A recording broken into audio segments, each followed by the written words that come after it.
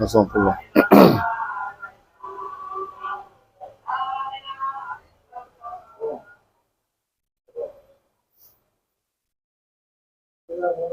Alhamdulillah. Alhamdulillah Rabbil Alamin. Wassalatu wassalamu ala Rasulillahi sallallahu alayhi wa sallam.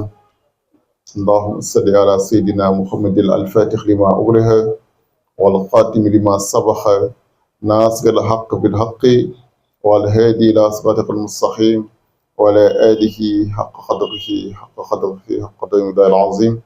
Salli subhana rabbika rabbil izzati amma yasifuna wa salamun fi dini wa salamun fi dunya wa salamun fil akhirati wa salamun ala al-mursalin walhamdulillahi rabbil alamin.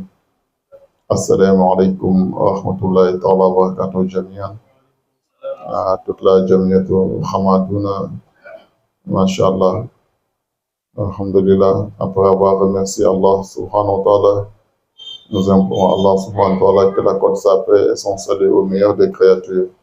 Sayyidil Wujud, Sayyidil Al-Azim, Sayyidina Muhammad sallallahu alayhi wa sallam, de combler de ses grâces et de sa miséricorde à notre maître Abil Abbas, Mawlaya Cheikh Sid Ahmed Tijani, Sharif Radiallahu Anhu, de récompenser pour nous le secret des réalités divines.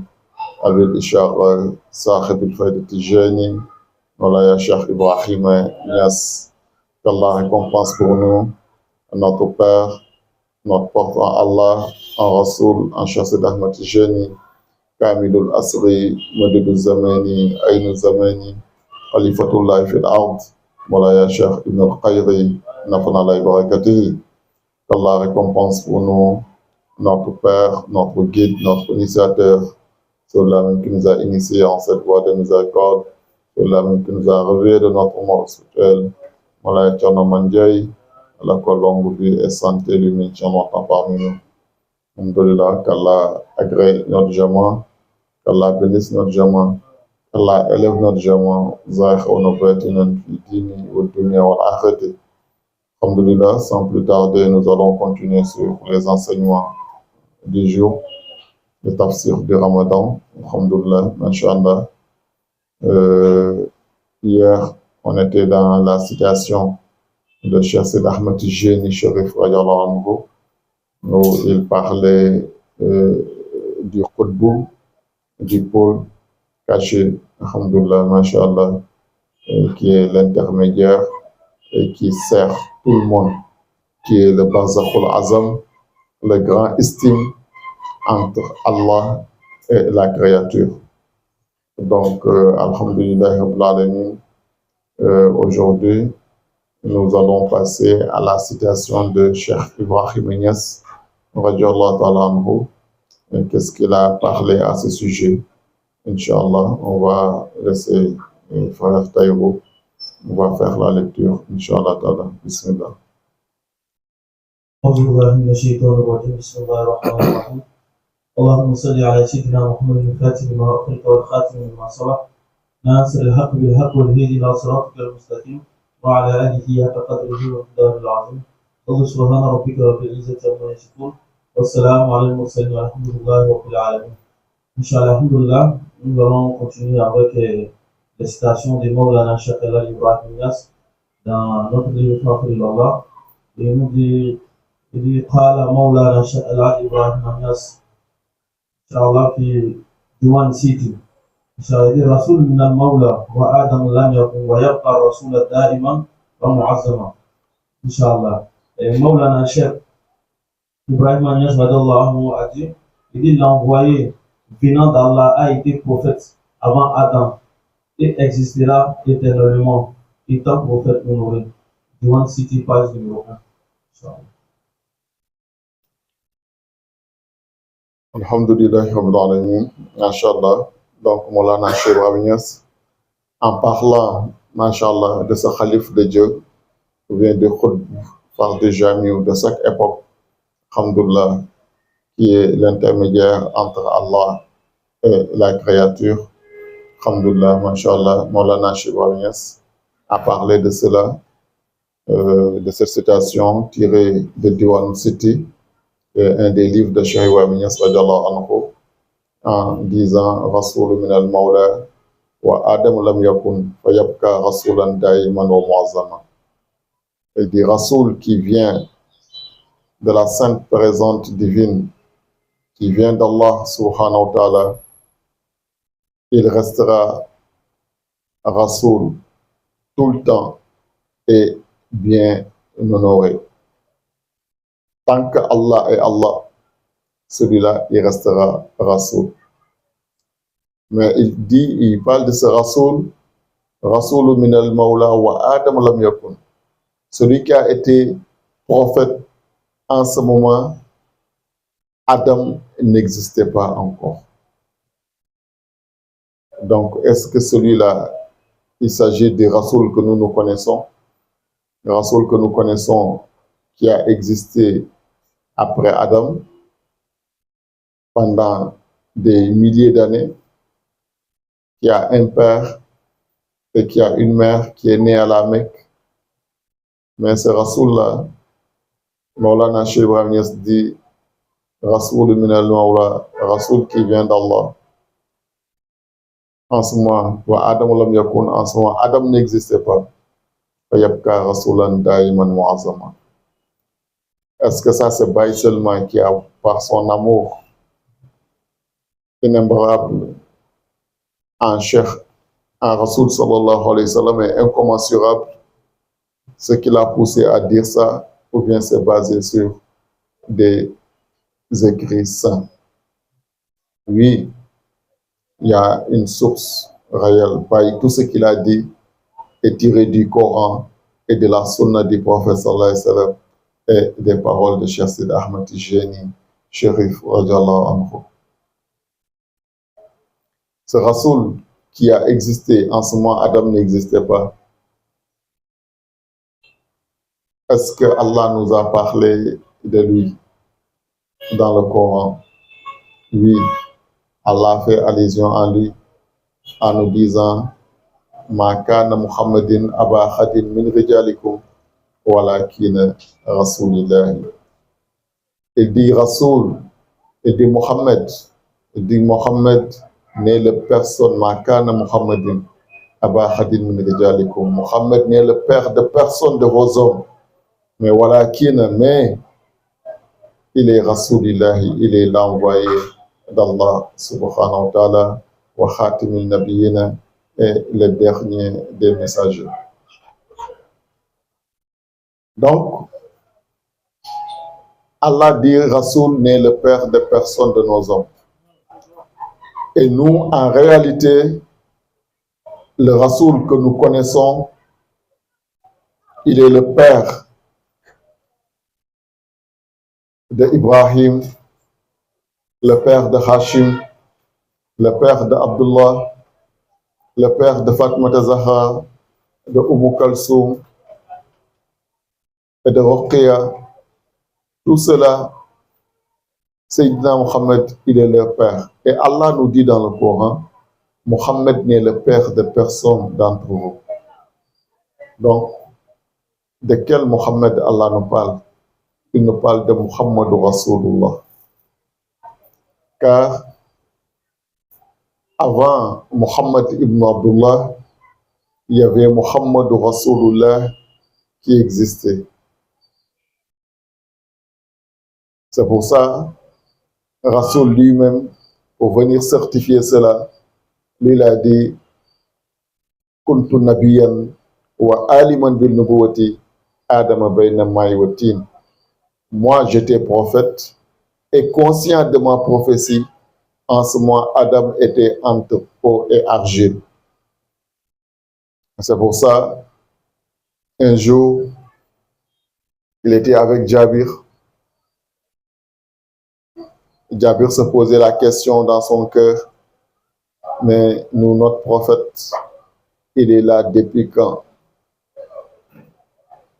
Il dit à Jabir, est-ce que tu sais quelle est la première créature que Allah a créée? Jabir le dit, c'est Allah et son prophète qui connaissent le mieux. Il dit, Jabir, sais-tu que la première créature que Allah a créée, en ce moment rien n'existait, Allah était dans son unicité absolue. Ni ciel, ni terre, ni arach, ni kursiw, ni halam, ni paradis, ni enfer, ni ange, ni plume, ni livre de décret. Rien n'existait en ce moment. Allah était dans son unicité absolue. Et Allah a tiré de sa propre lumière, il en a fait la lumière de ton prophète. Donc, montrer la lumière de Rasulillahi sallallahu alayhi wa sallam, c'est la première créature. Et il dit, Allah a divisé cette lumière en 4. Il a pris une partie pour en faire le halam. Il a pris, qui est la plume, une partie pour faire le livre de décrets, une partie pour faire Al-Arash. Et l'autre partie, il en a divisé encore en 4. Il a pris une partie pour faire les malaikatul muqarrabin, les anges rapprochés d'Allah subhanahu wa ta'ala et gardiens de Al-Arsh. Il a pris une partie, il en a fait Al-Kursiw, son repose-pied. Il a pris une partie pour en faire la lumière de la connaissance et de la foi. Et la 4e partie, il en a divisé encore en 4. Il en a pris une partie pour créer les anges, une autre partie pour créer les cieux, une autre partie pour créer la terre. Il a pris une partie de cette partie encore, en divisé en 4 la dernière partie, ainsi de suite, jusqu'à il a pris une partie pour créer les humains, une partie il a pris pour créer les djinns, une partie il a pris pour créer la nature. Donc c'est comme ça Allah subhanahu wa ta'ala, il a créé l'univers tout entier, tout ce qui a existé à partir de la lumière du prophète Mohammed sallallahu alayhi wa sallam qu'on appelle Al-Haqiqatul Muhammadiyya. Pour ça, Maulana Cheikh Niass le dit, Nuruhu awwalul wujudul wujuda. Il dit, sa lumière, lui Sayyidina Mohammed sallallahu alayhi wa sallam, est la première lumière des lumières. C'est la lumière qui elle découle tous les pères et tous les enfants. Tout ce qui a existé vient de la lumière de Sayyidina Muhammad sallallahu alayhi wa sallam. Donc celui-là, c'est pour ça Jibril alayhi wa sallam, au moment de leur ascension, à un moment il a vu partout ils arrivent, on lui dit tu es avec qui? Il dit je suis avec Muhammad. Personne ne demande qui est Muhammad. On dit donc il a été envoyé. Il dit oui, il a été envoyé. Donc à un moment il s'est posé la question, toi maître, depuis quand tu es là et que tout le monde te connaisse, quel est ton âge? Rasoul le dit, Jibril, de quoi tu te rappelles de toi, de ton âge? Il dit, ah maître, pour moi que Allah m'a créé, entre Arash et Kursiw, rien n'existait. La seule chose qui existait, c'était une étoile qui apparaissait de Arash pendant 70 000 ans, qui descendait vers Kursiw pendant 70 000 ans et qui disparaissait pendant 70 000 ans. J'ai regardé l'apparition et disparition de cette étoile pendant 70 000 fois. Dans les longues vies. Et c'est ainsi que Rasoul le dit, il dit, cette étoile que tu voyais, c'était moi. Mais si Jibril savait, l'étoile, le prophète a parlé, ça dit parler les gens selon leur compréhension. Cette étoile vient de la lumière du prophète. Jibril lui-même, il venait de la lumière du prophète Mohammed sallallahu alayhi wa sallam. Et Arash même et Kursiw, où cette étoile faisait sa constellation, tout cela vient de la lumière du prophète Mohammed sallallahu alayhi wa sallam. C'est pour ça, lui là, il n'est point un être humain. C'est pour ça Mohamed al-Bouchéri le dit Mohamed al-Bachar, la kal-Bachar, et dit Mohamed que tu vois étant un humain, il a la forme humaine, mais en réalité, il n'est pas humain. Sa différence entre les humains, c'est comme la différence entre les cailloux et le diamant. Le diamant fait partie des pierres, mais ce n'est pas une pierre comme les autres. À manière qu'il y a une large différence entre, machallah, les diamants et les cailloux, c'est comme ça. C'est pour ça, le jour que Djibril et Michael sont venus le trouver à Taïf, c'est Khalifatou Sadia, pour lui fendre la poitrine. Lorsque Michael lui a fait soulever, Michael a dit qui est donc celui qui a cette valeur incommensurable jusqu'à Allah nous demande de venir lui opérer la poitrine. Attends, je vais mesurer sa valeur humaine. Il a pesé avec 100 personnes, il les a dépassés. Il les a pesé avec 1000 personnes, il les a dépassés. Il a pesé, il a évalué Rasoul par rapport à 10 000 personnes. Djibril dit, laisse celui-là. Lui-là, c'est que si tu l'évalues avec le monde entier, il va dépasser le monde entier. Car c'est à cause de lui que Allah a créé tout ce qui a existé. Donc, c'est celui-là qui est Muhammadu Rasulullah sallallahu alayhi wa sallam. Lui-là, tant que Allah est Allah, il restera Rasoul. Donc, Allah ne cessera jamais d'être Allah. Donc, lui, il ne cessera jamais d'être Rasoul. Donc, c'est pour ça il sera toujours l'intermédiaire entre Allah et sa créature. Dans sa créature, dans tous les univers. C'est pour ça que Cheikh Tijan te dit dans Joël Mani que le Paul Baye a rapporté ça dans Joël Rassaïl. Il contrôle 16 univers, il contrôle 16 mondes. Ce Qutb Fard Jamiou, Khalif d'Allah de chaque époque. Ces 16 univers qu'il contrôle, le paradis et l'enfer ne forment qu'un seul univers parmi ces univers. Donc il contrôle 15 autres univers qui n'ont rien à voir avec le paradis et l'enfer. Et rien ne se passe dans ces univers sans son autorisation expresse. Donc, c'est celui-là qui est Muhammadou Rasulillah. Celui-là, à chaque époque, il est là au sein de la communauté pour guider les gens vers la droiture, vers la Sirat al-Mustaqim. Il va changer d'habit, car en réalité, en spiritualité, les corps ne sont que des habits pour nos esprits. Donc, à chaque fois, chaque génération, il va changer de corps, mais sa lumière, la Haqiqatu Muhammadiyya, va abriter un autre corps pour continuer sa mission. C'est pour ça, c'est la même chose qu'il a dit en tant que prophète, et c'est la même chose aussi qu'il a dit en tant que wali, car c'est lui qui était caché en Cheikh Sidi Ahmad Tijani en réalité. Car Cheikh Sidi Ahmad Tijani, Sharif radiallahu anhu aussi, a dit la même chose. A dit kuntu waliyan wa arifan bil wilayati Adam bayna mai wa tin. Il dit j'étais saint et conscient de ma sainteté. Moi, Cheikh Sidi Ahmad Tijani, en ce moment, Adam était entre eau et argile. Et Adam n'existait pas. Tel que Rasoul l'a dit, en tant que prophète, lui, il l'a dit en tant que saint. Ça veut dire que c'est celui qui était là-bas, c'est celui qui est venu se cacher ici encore. Celui qui était caché à Muhammad ibn Abdullah, c'est lui qui est venu se cacher à Muhammad, à Ahmad ibn Muhammad al-Muqtar al-Tijani. Celui, c'est la même personne, c'est la même réalité, c'est la même lumière, c'est la même Haqiqatu Muhammadiyya qui est venue se cacher.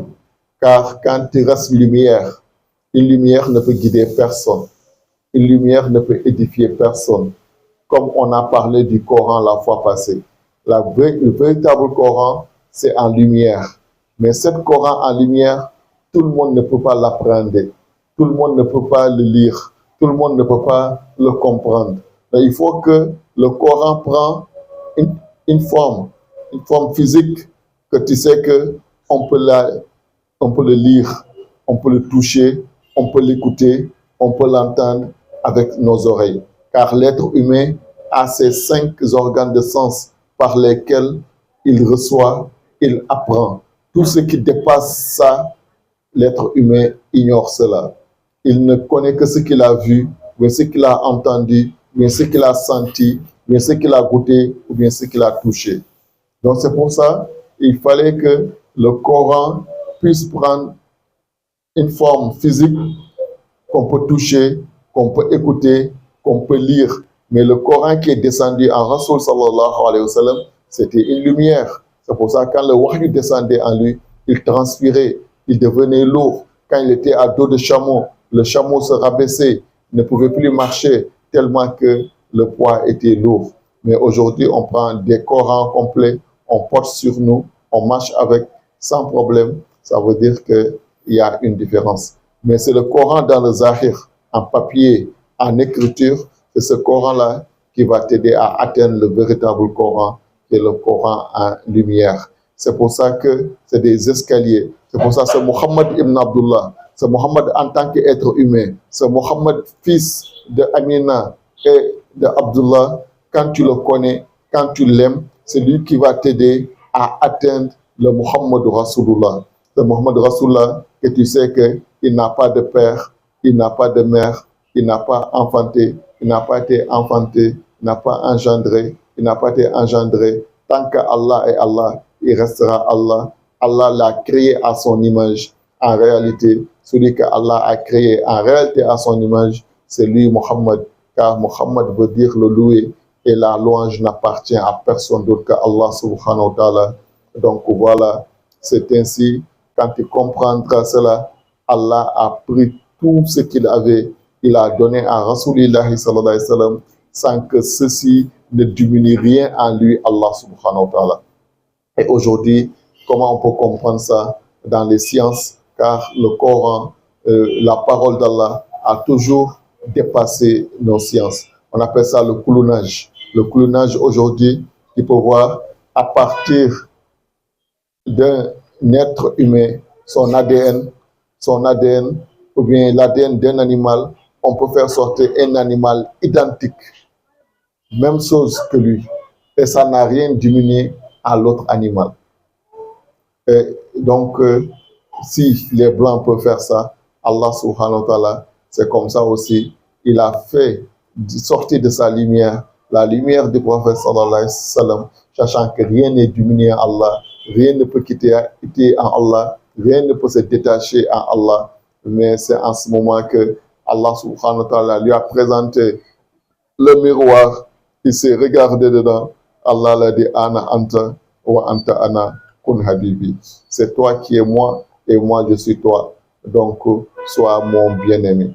C'est pour ça que toute personne qui attaque Rasulullah sallallahu alayhi wa sallam, qui aura attaqué Allah, c'est Allah qui va riposter. Mais toute personne qui attaque Rasul aussi, toute personne qui attaque Allah, c'est Rasul qui riposte. Et toute personne qui attaque Rasul, c'est Allah qui riposte à sa place. Il y a cette complicité entre eux. Donc, ceci montre que, en réalité, c'est l'un qui s'est manifesté en l'autre. C'est pour ça que Maulana Cheikh Ibrahim Niass nous dit, la seule différence qui est entre Allah et Rasoul, c'est celui qui a donné et celui à qui on a donné. À part ça, il n'y a rien. C'est pour ça, hier, j'ai expliqué, Allah a donné tout à Rasoul, sauf la uluhiyya, sauf de dire je suis Dieu. Ne dis pas que tu es Dieu. À part le fait de dire que tu es Dieu, je t'ai tout donné. C'est pour ça que la Cheikh Ibrahim Niass dit, si je fais les éloges du prophète sallallahu alayhi wa sallam, tu peux lui donner tous les attributs que tu veux. Tous les éloges qui sont aussi à Allah subhanahu wa ta'ala, tu peux lui donner à Rasulullah sallallahu alayhi wa sallam. La seule chose que tu ne peux pas le dire, ne le dis pas qu'il est Dieu. En dehors qu'il est Dieu, dis-lui tout ce que tu veux. Tous les honneurs, tous les grâces, Allah lui a donné cela. C'est pour ça que Allah a dit, Inna Allah wa malaikatu yusalluna ala nabi, ya hayyullazina amanu sallu alayhi wa sallam taslima. Celui qui est si grand, qui est si majesté, jusqu'à ce que Allah, avec toute sa grandeur et toute sa puissance, il dit, moi, Allah, je prie sur lui. Oh, vous les croyants, priez sur lui. Car le rendez-vous, le point de rencontre entre Allah et ses serviteurs, c'est lui, Sayyidina Muhammad sallallahu alayhi wa sallam. Celui-là, celui qui l'aura connu en réalité, qui va connaître Allah subhanahu wa ta'ala. C'est pour ça Allah dit dans le Saint-Coran, si vous m'aimez, suivez Rasoul et moi Allah je vous aimerai. Et donc pour qu'Allah nous aide à comprendre celui-là, qui il est réellement, et à tout moment et à tout instant, il est là avec nous. C'est pour ça que Ibou Diouf disait, yàlla na yàlla dimbali bañ réeree Kamilul Asr bi, car ce Kamil, il y a le Kamil qui est le Coran comme ça, qu'on prend, qu'on lit et tout, Masha'Allah, c'est le Coran. Mais le véritable Kamil, le véritable Coran, c'est le prophète Mohammed sallallahu alayhi wa sallam. C'est pour ça, lorsqu'il est décédé, on a demandé à Maman Aïcha comment était le prophète sallallahu alayhi wa sallam. Il dit en réalité, il était un Coran qui marchait sur terre. Car tout ce que le Coran ordonnait, c'est ce qu'il œuvrait. Tout ce que le Coran interdisait, c'est ce qu'il interdisait.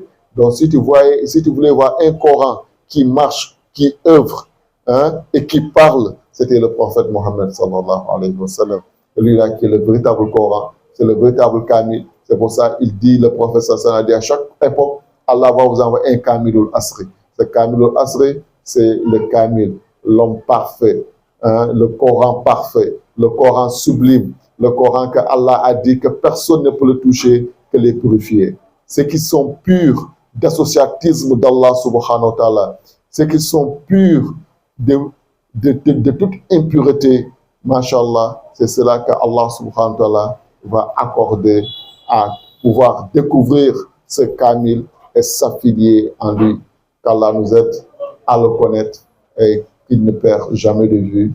Donc voilà ce qu'on pouvait commenter en cette citation de Maulana Cheikh Ibrahim Niass radiallahu anhu.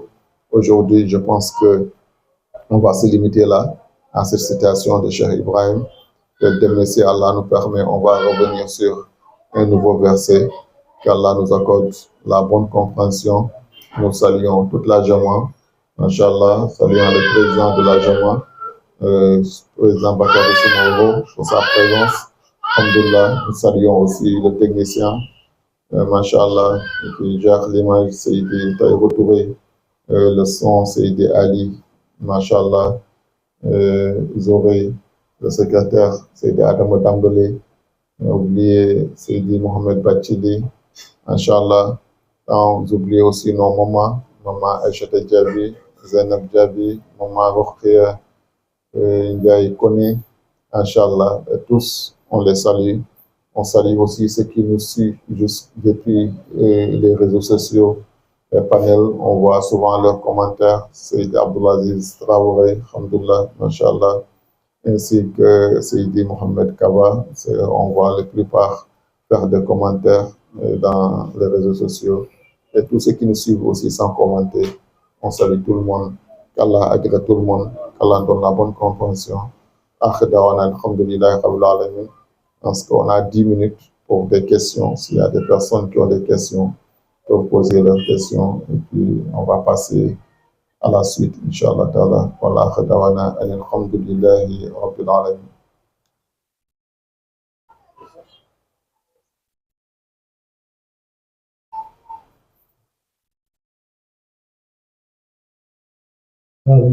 Assalamu alaikum wa rahmatullah. Wa alaikum salam. Hier, vous avez touché un peu un sujet. Vous avez venu là-dessus, poser une question là-dessus. Concernant les Mafatihul Kunuz. J'aimerais savoir, comme hier vous avez précisé que ceux-là, ils ne font pas partie de 356 là. Voilà. Moi, j'aimerais tout simplement savoir, ce sont des êtres humains ou bien ce sont des anges.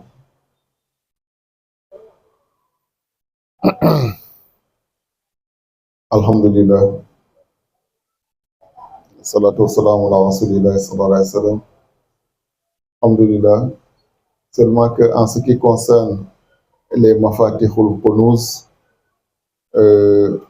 qui ne sont pas liés directement à cette législation de 356, vraiment,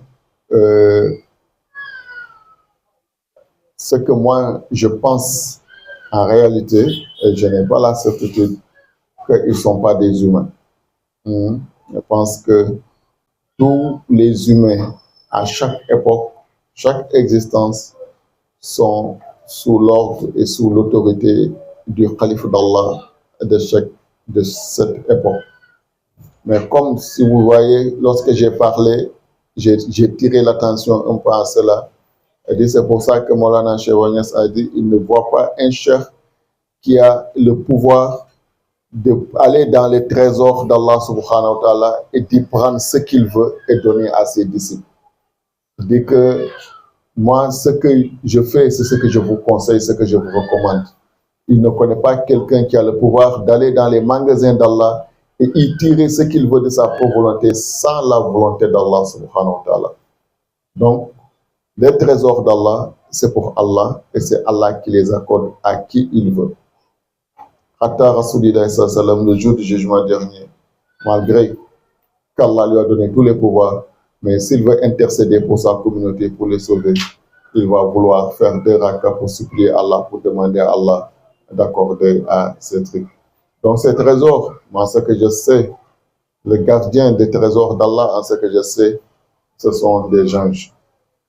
Et Michael en a fait partie des maîtres et des chefs, Michael. Maintenant, s'il y en a des humains parmi eux, vraiment ça, je l'ignore. Alhamdulillah, c'était ma réponse en cela. Inch'Allah, alhamdulillah. À son Inch'Allah, tour. alhamdulillah.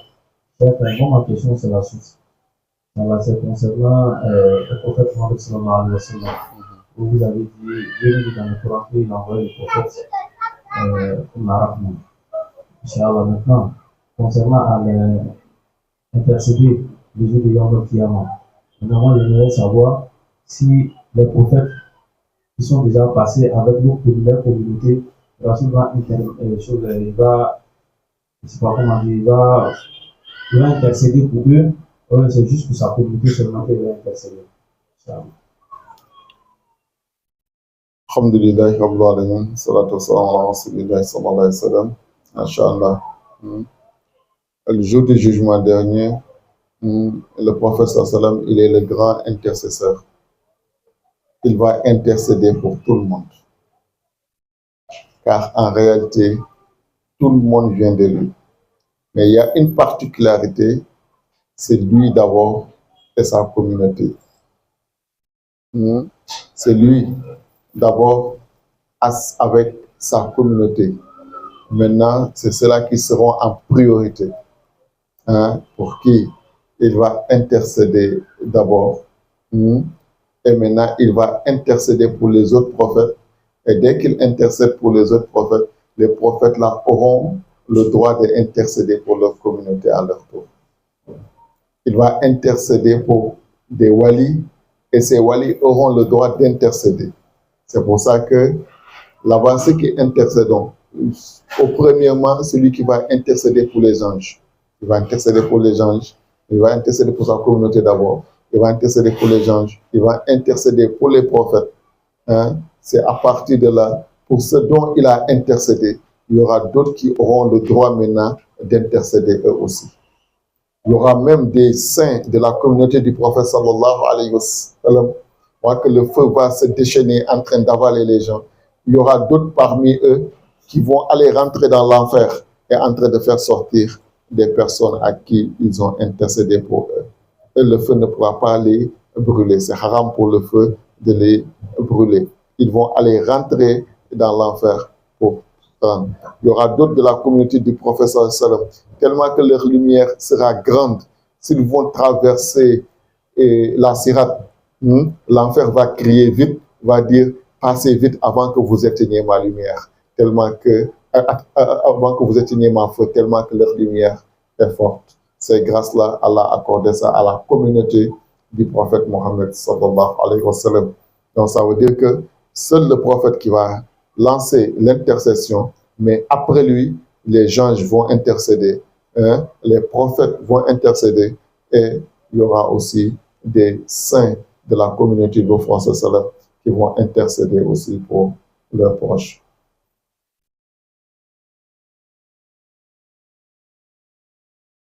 Alors, moi, ma question, c'est comment bien profiter de sa mise en avant. Comment? Comment bien en profiter de sa mise en avant. De ça? Sa musaka. Sa musaka, Inch'Allah. Alhamdulillah, il parle concernant la Mouzaka, la marche spirituelle. La marche spirituelle, pour bien en profiter, d'abord, il faut respecter tes awrats. Il faut respecter tes awrats, les obligations qu'on t'a données dans la tariqa, les lazim, wajifa, asrejuma, il faut les respecter. Le reste, les lazim aussi qu'on t'a donné en dehors de la wajifa, les lazim qu'on t'a donné, par exemple les 500 salatul fatih que notre jama fait chaque soir après la prière de Isha, il faut les respecter. Tu ne peux pas faire tous les 500 dans les 3 heures différentes, mais les 500 après Isha, ça doit être constant en toi. Tu dois respecter ça. Donc maintenant, le reste maintenant, c'est d'aller vers le maître. Aller vers le maître et lui demander de se faire la mouzaka. Car le maître, il est là pour ça. Il est là pour ça. Maintenant, il a même pitié des talibés qui ne font pas mouzaka. C'est comme, vraiment, tu es venu avec quelque chose, hein, tu veux donner ça, mais aux gens, mais les gens ne s'intéressent pas à ça, ils s'intéressent à autre chose. Or que toi, tu as le plus grand trésor, hein, l'essence même de ta mission, c'est ça qui est là. Mais tu vois, les gens te posent des questions sur autre chose, ils s'intéressent à toi sur autre chose. Tu déplores ça, mais tu ne peux pas, parce que la mouzaka aussi, c'est comme ça. Tant que le lien n'est pas branché à chaque fois, c'est un trésor, c'est un don que Dieu donne à qui il veut. Maintenant, c'est ça que tu as dit, ce qu'on vient de te dire. Quand la personne respecte ça, Dieu va lui aider dans sa mouzaka. Il va avoir le courage et l'humilité d'aller vers le cheikh et de faire la mouzaka. Car celui qui n'est pas humble aussi ne peut pas faire la mouzaka. Car celui qui fait la mouzaka, tu viens en tant qu'ignorant. Et à la couleur, on va te poser une question que tu vas dire que je ne connais pas. Et si tu ne veux pas qu'on cherche que tu ne connais pas, ou bien tu ne veux pas qu'on te dise que tu ne connais pas, ou bien ce que tu as dit, ce n'est pas ça, hein, tu ne vas jamais faire la mouzaka. Et ça, c'est le nafs qui est là-bas aussi. Or que celui qui t'enseigne, il sait les questions qu'il te pose. Le fait que tu ne le trouves pas, ça, c'est pas extraordinaire. Ce qui va être extraordinaire, il te pose une question et qu'il te trouve la question. Car la réponse n'est pas à la portée de quelqu'un. Et les réponses des mouzakars, les réponses ne sont pas humaines, sont purement divines. Donc le fait que tu trouves la réponse, c'est ça qui est extraordinaire. Mais le fait que tu ne trouves pas, ce n'est pas extraordinaire. Maintenant, toi, comme on t'a posé une question, tu ne retrouves pas, et tu as honte de venir dire que je n'ai pas retrouvé la question. Tu as peur même qu'on te demande ce que tu avais dit de chercher. Est-ce que tu as vu? Tu dis non, je n'ai pas trouvé. Tu stoppes ta mouzaka. Ça veut dire que le nafs est là-bas. Le nafs est là-bas. Et ça, la personne doit lutter contre ça. On ne te demande pas de payer de l'argent pour faire la mouzaka. On ne te demande pas de faire un effort quelconque pour faire mouzaka. C'est une connaissance. C'est la base qui est là. On te dit, viens prendre. Et tu es réticent pour venir prendre, et donc c'est que là, forcément, il y a un problème. Maintenant, celui qui n'est pas méritant ne vient pas. C'est un trésor d'Allah aussi, celui qui donne à qui il veut. Donc, il faut que la personne soit méritant pour qu'il puisse avancer dans sa mouzaka. Hein? Donc voilà, c'est tout ce que je connais dedans. Inch'Allah. Inch'Allah, nous avons mon frère Sidi Konaté Souma, Inch'Allah, dans les commentaires. Il a posé une question. Il dit, y a-t-il certaines que Allah a choisi pour protéger ses trésors?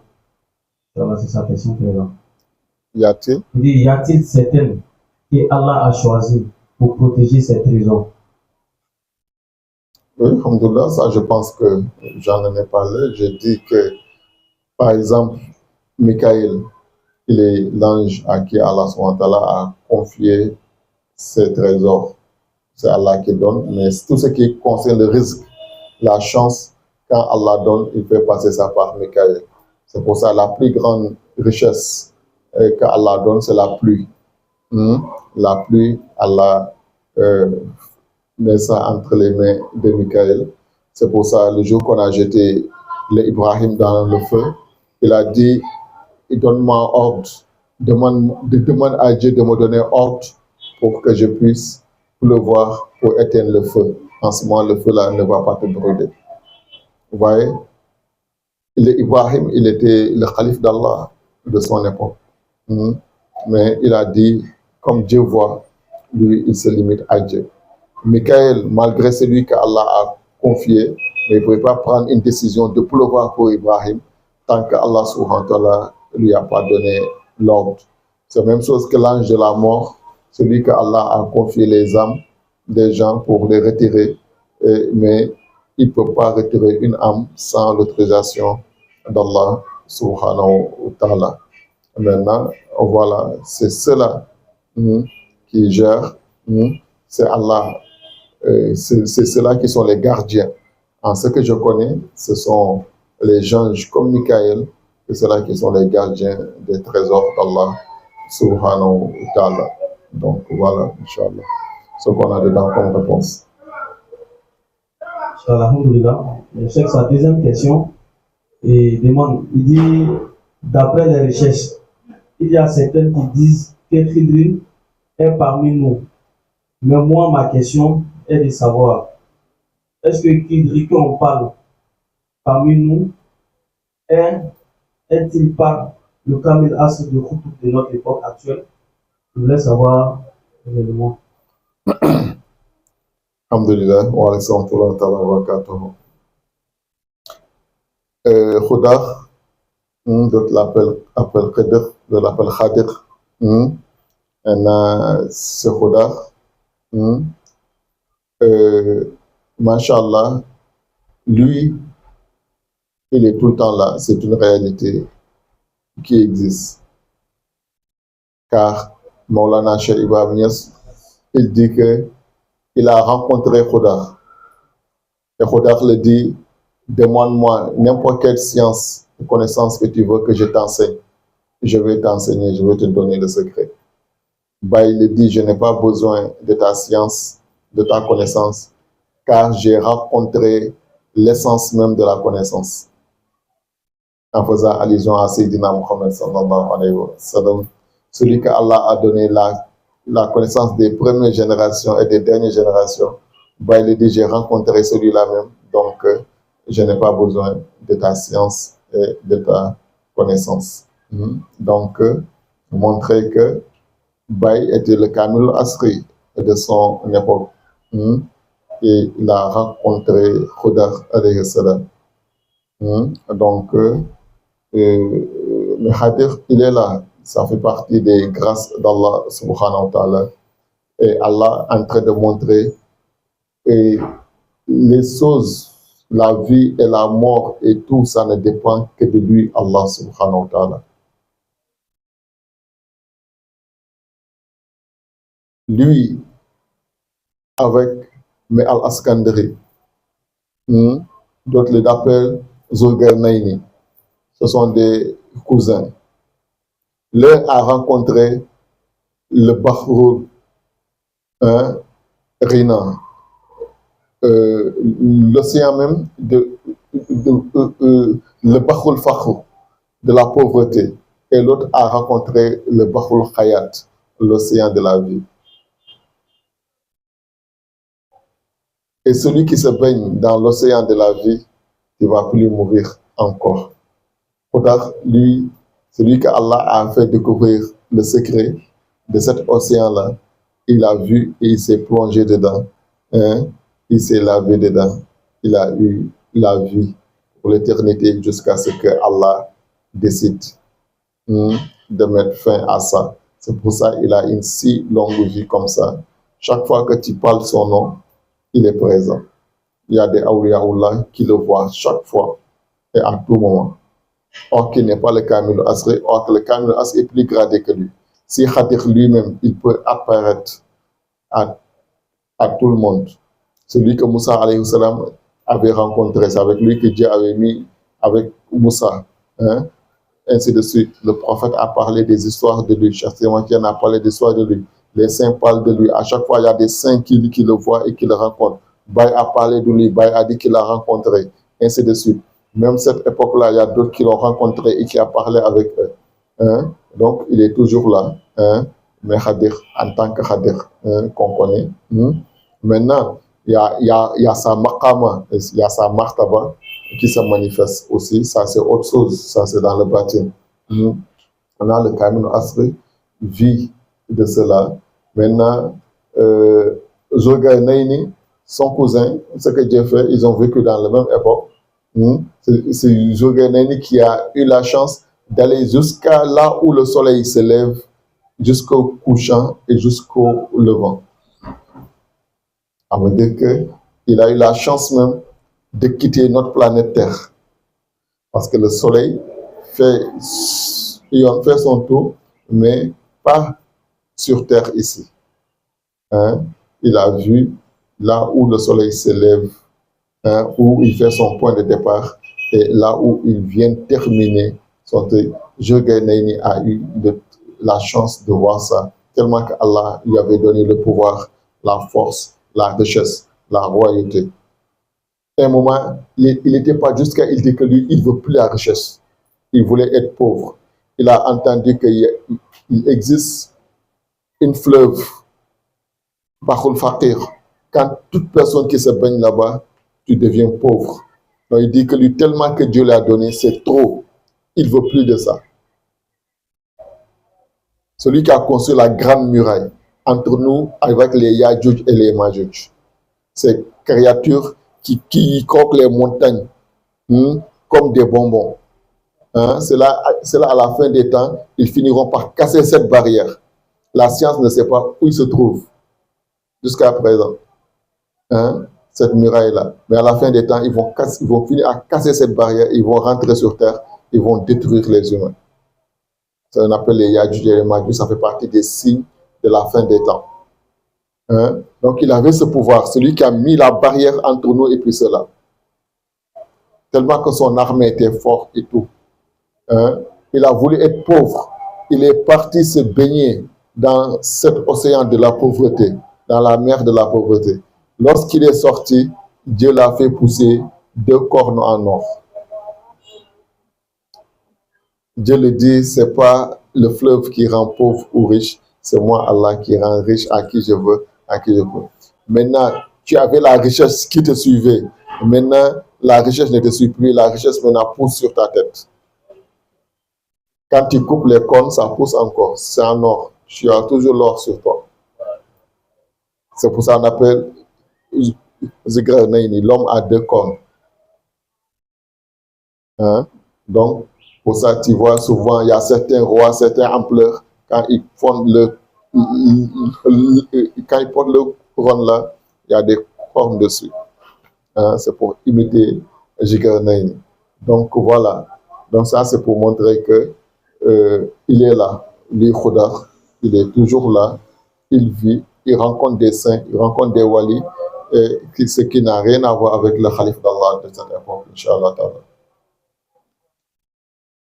Déjà, sa dernière question, il dit qu'en est-il des disciples tidjanites? Est-ce qu'ils verront les difficultés du jour de Yom Al-Qiyamah? Est-ce que les disciples tidjanites verront les difficultés du jour de Yom Al-Qiyamah?